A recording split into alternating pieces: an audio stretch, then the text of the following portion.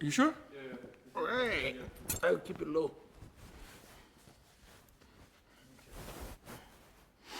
Camera is rolling and here. Sound rolling, please.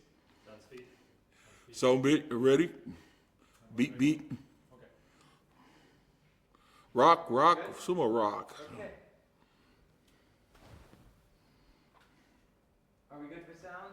We're all good. We're all rolling. You can go whenever you want. Cool. All right.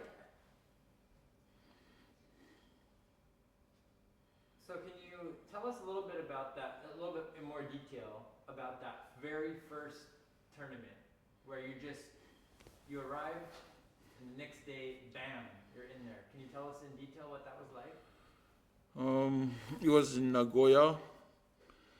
And Sorry, just if you can start with like my first tournament. Okay. My first tournament was in Nagoya in 1982, where I debuted. I think my first day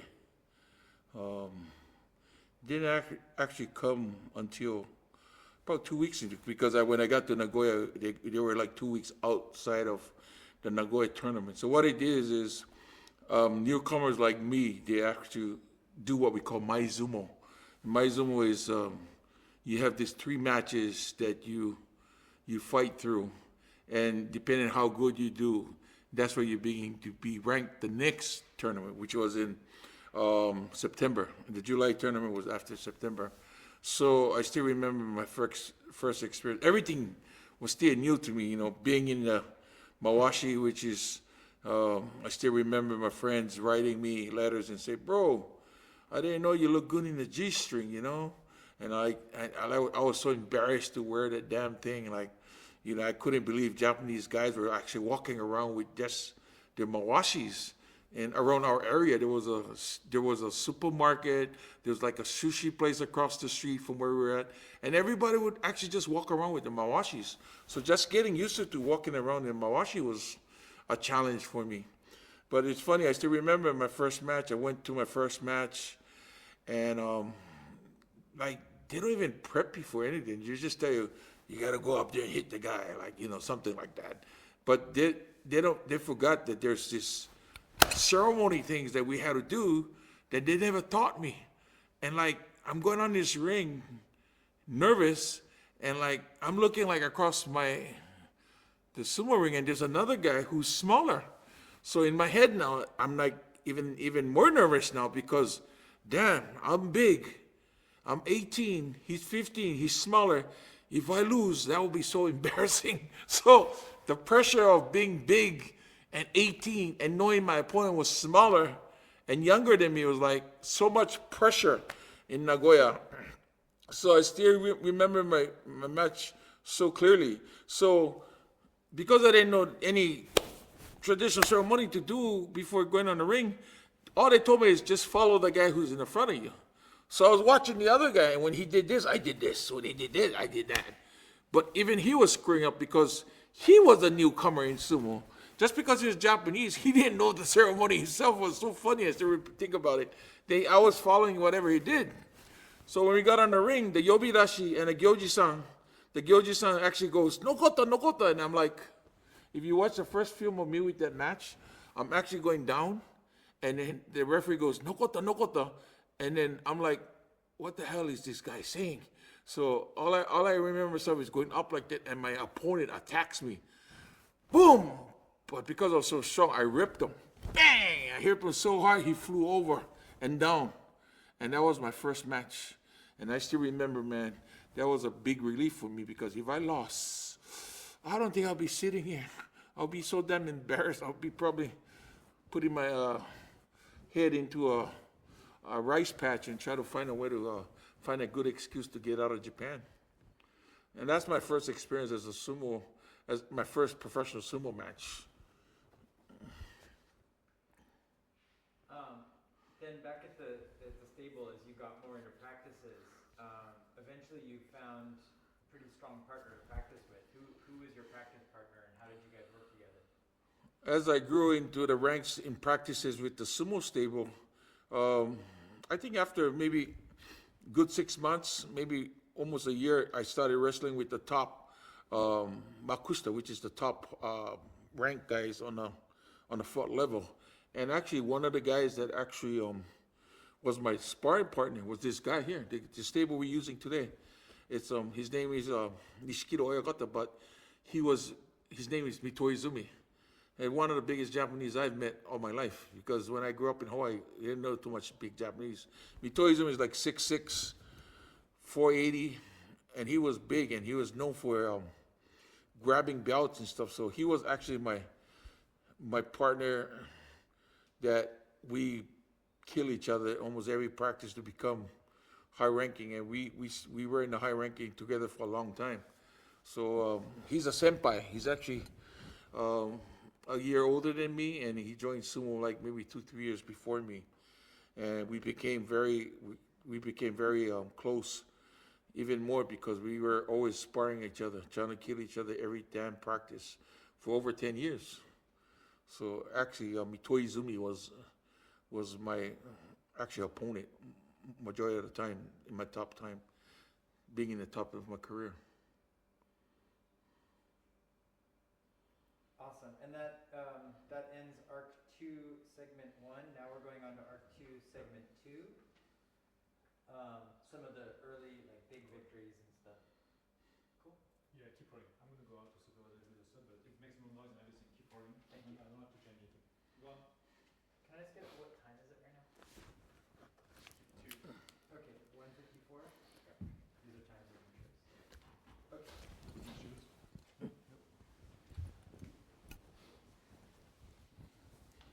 Wait, keep rolling. Okay.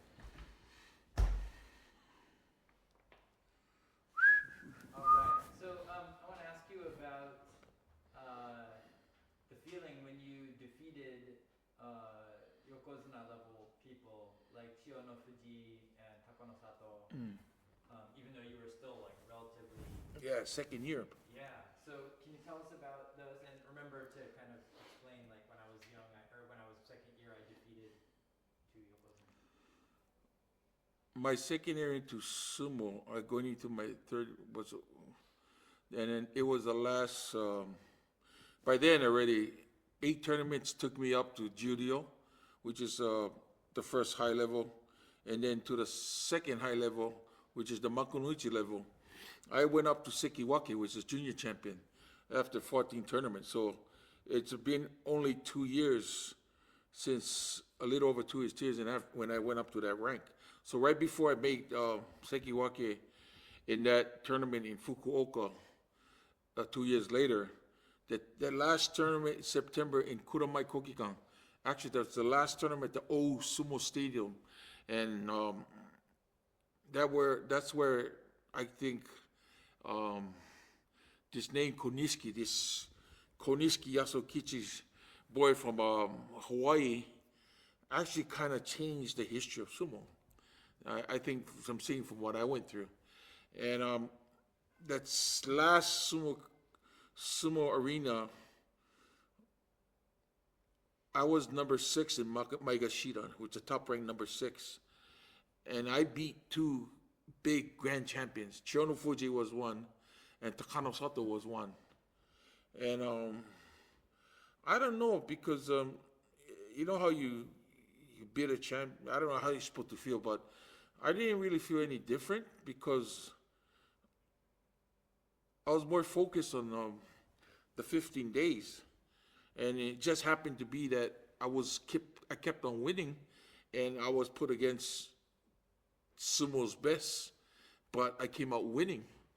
When you look back to it, it was a great achievement. But at the time when it was happening to me, I had to get through 15 days of tournament.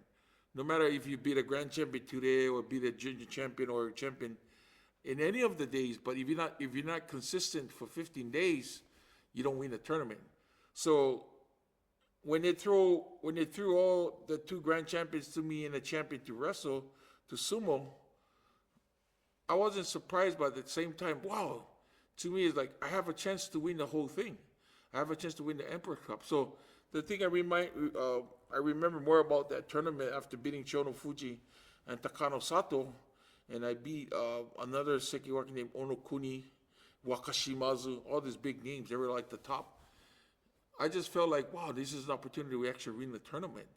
And so, but that's kind of where the real challenges started, because now I felt everybody coming for me after that one tournament.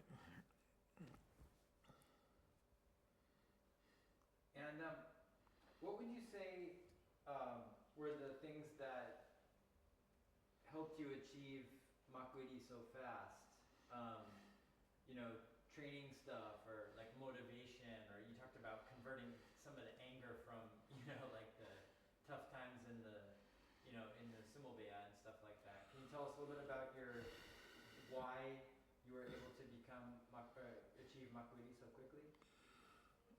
I think the reason why my achievements in my early of my career actually move up fast is, number one, I didn't know much, which is had less information and more room to understand and to accept things.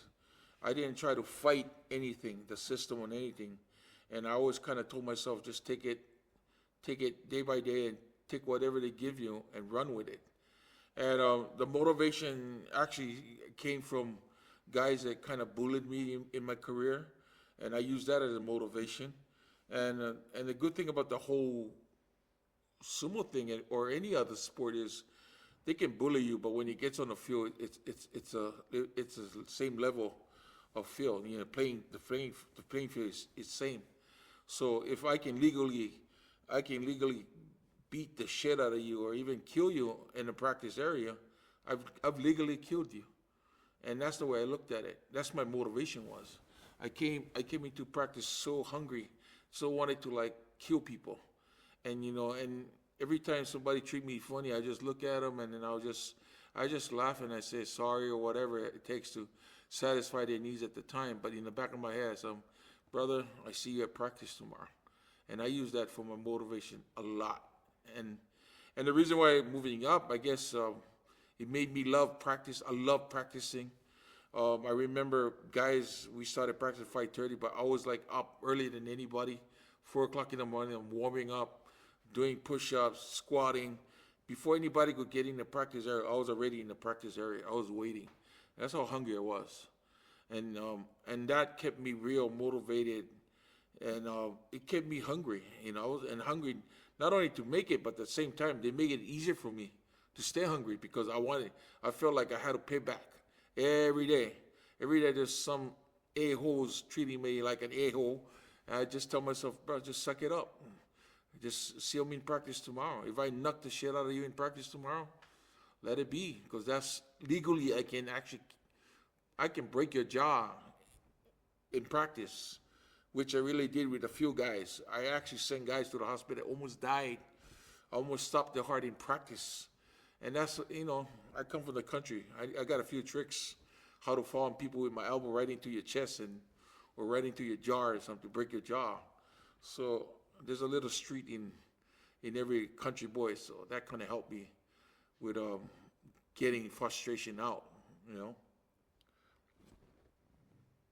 And did the attitude of people around you change as you started to get these victories? I mean, sometimes senpai kohai is about just when you come into sumo, but if you start like really winning, then just did people start treating you differently? Like I'm thinking about senpai and the oyakata. The greatest thing about getting up into the ranks is you begin to see the change in people, how they treat you. Your environment changes. Your senpai is actually taking you to dinner now. The guys who actually step on you and kick you while they come home from drinking when you're younger, they're just like the ones who are actually treating you nicer. And everybody just changed to the rank that I was. And because I was still young and still learning, you know, my Japanese was still kind of shaky, crummy at the time. But they respected the work I put in and the rank I was being.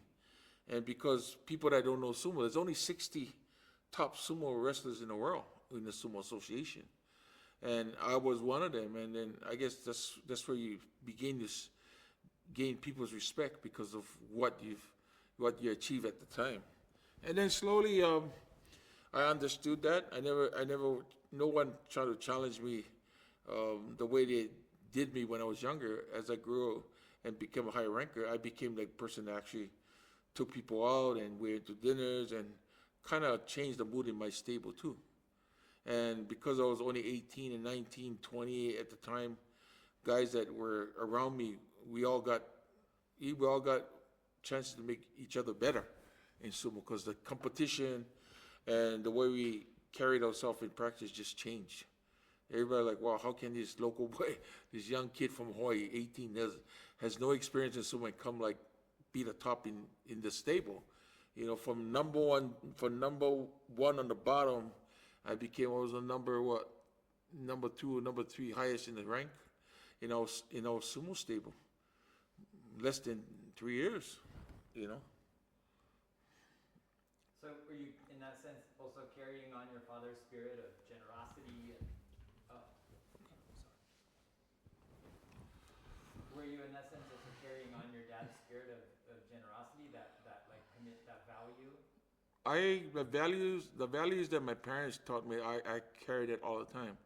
And because sumo world is senpai kohai most of the time, I never treated my boys like that. And I treated all my boys like we call apprentice skibitos. They would call it in sumo. I treated them like family, and I love that family oriented style. And I was always giving everything I made. I try to live by how my dad was, and the monies I made in sumo I sent home every month. And when I took my boys out, I took them out to dinners all the time. I played those dumb games, and whoever drinks this much beer gets nimayen or samayen, and I used to like throw money in, and all the monies that I won during the tournament, I would take it. I would make everybody like jankenpo, and whoever wins takes the whole pot, and stuff like that. I love doing stuff like that. So yeah, it's kind of carried on the spirit of how I was brought up in the household, and how my dad was kind of carried on through my career. Dude, so you let your homies do janken for the victory cash. Yeah. Can you tell us the story? Could you zoom in on that story a little bit and tell us about that time? I always do that. Doing this junket thing is normal. I've done it a few times, and when I take them out to dinners too. Every single dinner we go out, I hide the bill, and then I would go, whoever guesses the bill the closest gets some my end. Or I done that so much times I don't even remember how much. The worst thing I did is I was hurt one tournament, and I bought tickets from a horse race, and because I'm not a horse guy, all my skibitos are like into race. They go buy Seiyen or Ichimayen. But it's just funny because I was hurt. I just bet like a Gomayen to something, and I didn't know they hit because I don't even watch. And one of my boys comes back home, you won. I said, what the hell did I win? He said, you won the horse race. What you mean horse race? I won the horse race. Your numbers you pick, you put Gomayen and 50,000 yen on it, and it's 74 times your money. What? Is that real? Go get the cash. So he went to get the cash, and then when he brought it, I'm like some back among, like almost 40,000 bucks cash. I remember that though. Tell everybody come in the room, and they had to close the door, and I just grabbed the money, throw it in the air. Whoever can grab the money, as much money in 10 seconds, you can keep it. Everything else you cannot have. So 10 seconds, everybody's like grabbing money and stuff. I used to do that a lot of times. And I remember going on tours. Every time I buy a big stereo set, always at the end of the tour, somebody gets it. I always give it away and stuff. So that's the upbringing, man. He always feels good to give instead of taking. And that's the way we celebrate any celebration in life. Why a stereo set? Was music a big part of your guys' community? The reason why I took stereo, I always listened to music during my whole sumo career. In the morning, I used to pump myself with certain songs or music or any kind of music. And then when we went on tours, because our tours are outdoors, when we took our breaks, we were in inside a building. We was like outside in a park somewhere. So I made sure we always had music. So every time I went on a tour, I bought a new deck. And somebody would always be lucky to get it at the end of every tour. So every year it's like 6 jukeboxes, man. So, What were some of the specific songs? Do you remember, like, What's that? was the first year you were going, you're like, oh, it was all hair metal bands. Like, what did you listen to? Oh, music. Yeah, music-wise. Oh, music, I listen to everything. From Samoan music, Hawaiian music, the reggae music, depending how I feel. In the car when I'm going towards a tournament, I kind of listen to rock. When I want to really fall asleep, I listen to hard rock music. And if I'm like kind of lonely and kind of gray and just trying to catch myself, I'll listen to ballads, R&B, nice slow rock music. And I cannot sleep when I listen to those music, so I always listen to hard rock because every time I listen to ballads or I know all the words and I'll sing along, I will never fall asleep. But when I listen to rock, it just clears my head and then I just go to sleep. So music, I listen to all kind of music. And it depends on the day. Summertime was always Hawaii reggae music or Samoan music, Hawaiian music. And, you know, I grew up in the funk area, the funk music area because of my brothers and stuff. And, you know, Motown music and dance music most of the time. cool. So, as things started to like gain momentum and started to go well, you also had like a sudden loss. And how did you move on to to the next match after rough losses? Can you speak just about dealing with the kind of the bitter times, the rough losses? One of the worst losses that I had was the first time I ever lost a match. I still remember it was still the old Kodamai Sumo Arena, and it was like my third tournament, I think. A fourth tournament. So my first tournament, I went 3-0.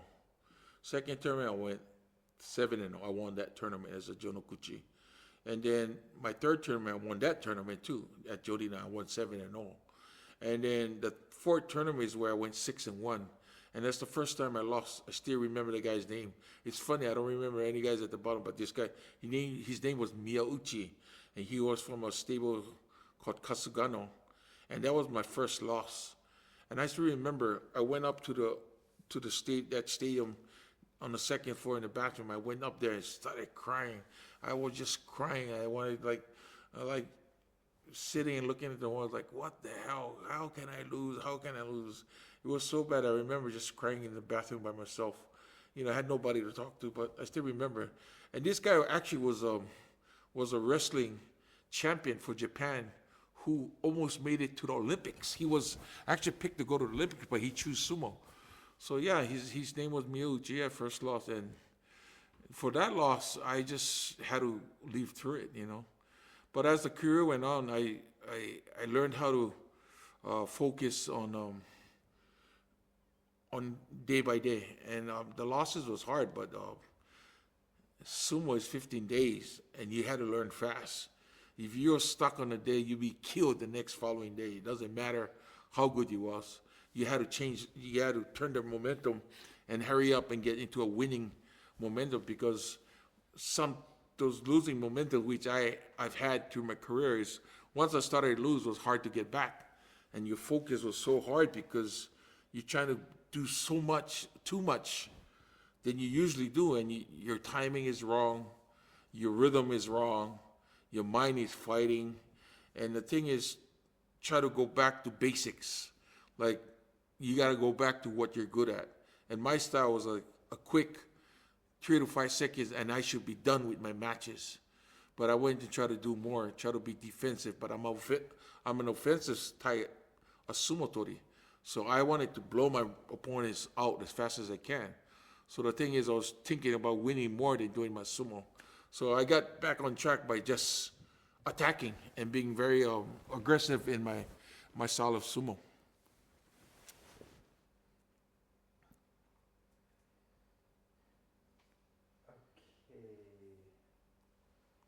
I'd like to ask about coming before you talked about how you had some rough times and you chucked everything out the window and you almost felt like the knee thing was a kind of karma for that. Could you tell us a little bit about coming back from injury? Yeah, well, that karma that you're talking about, actually, I had that karma, that's when I had the big injury. And that happened because I lost a match that I thought I won. It was a rematch. And I still remember the day clearly. I usually get in a car and get driven back to the sumo stable. But I remember telling my servants and my apprentice, boys, the skibitos, to go home. I'll walk home. And while I was walking back home, I still remember I was kicking everything in a way. Anything goes in, I was kicking the shit out of it. I don't know what I was doing. But when I got home, I was so frustrated about that loss that I went home and threw my TV out of the window. I was living on the third floor at that time.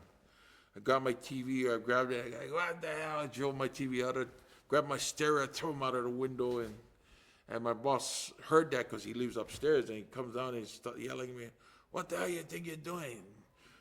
Today's only one day, tomorrow's another day. If you do that, we never make it. And, he calmed me down, but I still remember I just turned my lights off and went to sleep.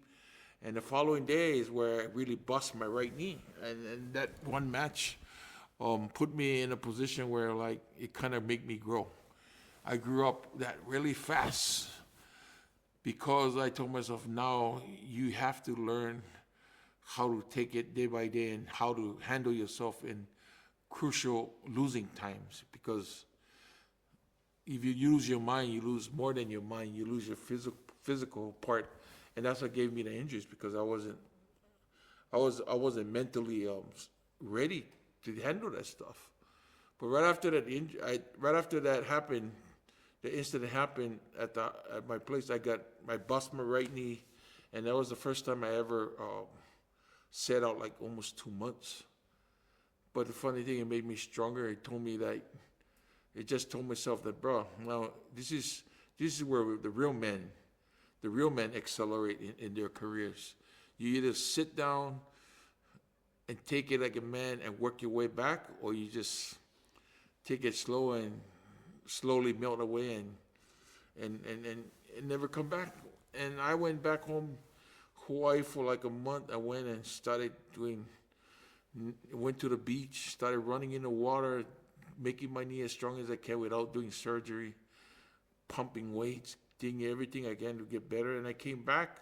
When the comeback came back, and that made even me stronger mentally and physically, is because when I came back, that's where it started me on the trail of becoming an Ozeki. After the injury, I became Ozeki. So, and now I'm like mentally stronger now, and they're telling myself, well, now what you did was right. So now stay focused on what you're doing, because I just learned a whole lot of new things being hurt, And the hardest thing about being hurt is you always try to rush yourself, because you're not used to not sitting around and watching a tournament.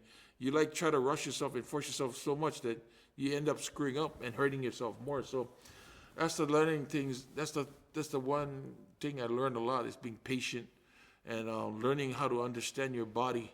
Your body and your mentals are two different things. Mentally, you can be stronger, but physically, when your body's not all there, you're going to have to be mentally strong to take the time to get your physical part better. So just two follow-up questions.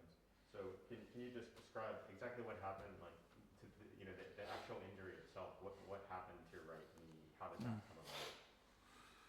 My injury, my right knee was a match against another grand champion named Futahaguro. Kitao was his name when he started, but he ended up a grand champion named Futahaguro.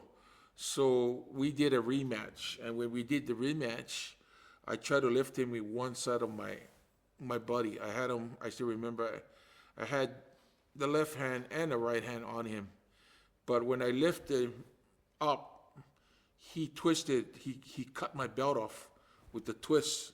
So only this hand was on it. So when he was up here, my body twisted, and I was trying to hold him up this way and try to get him over. By the time he got up here, he actually pumped his whole body on me. He like in the air and pushed it down, and then with that push, my knee just gave in, and my knee went in. It ripped this way. and he fell on me this way, and all I could hear is like, the best way to picture it, when you have a loaf of bread and then you rip the bread, and all I feel is like, and I go, oh. And when I got to the ground, I go, man, I think my knee went. So, but because you're so fired up, you don't feel the pain. I try to stand up, and I couldn't. I go, oh, I can't get up.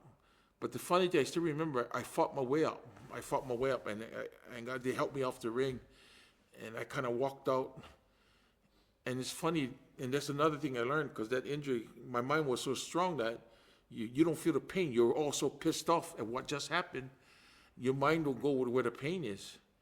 And then when I walked in, got in the shower, got cleaned up, trying to get a press conference I still remember the press conference. I just, I was like, shut the F up. You guys, what the hell are you guys talking about? You just saw what happened. What are you guys acting all this dumb?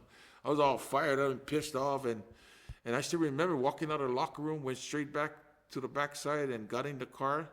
And by the time I got in the car and when it got to the hospital, I couldn't move. My knee was all like black and blue, and I couldn't get out of the taxi. All my boys had to come and actually pull me out of the car and actually get me to go into hospital. So, and I was out.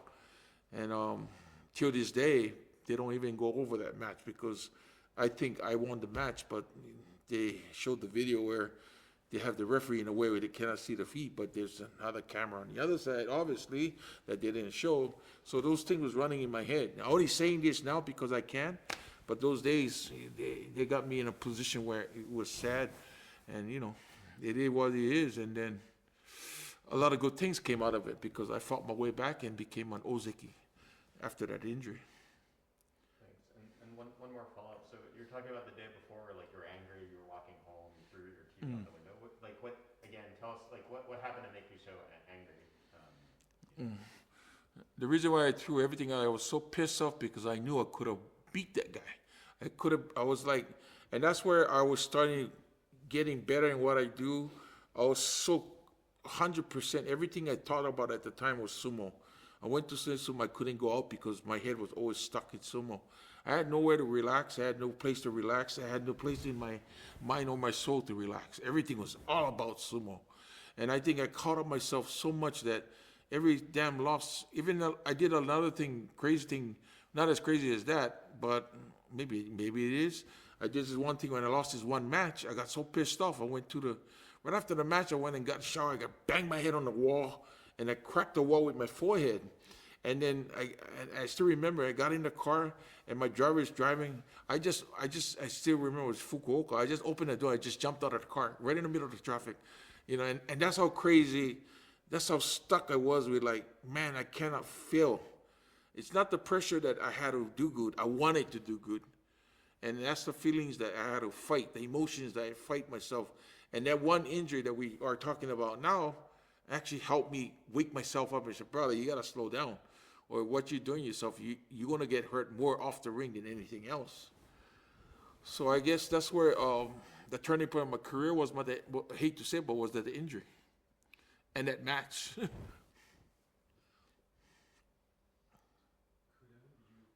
sit more closely, still have a lot of hot look, and people to concentrate? Sure. Yes, and also back. Okay, cool.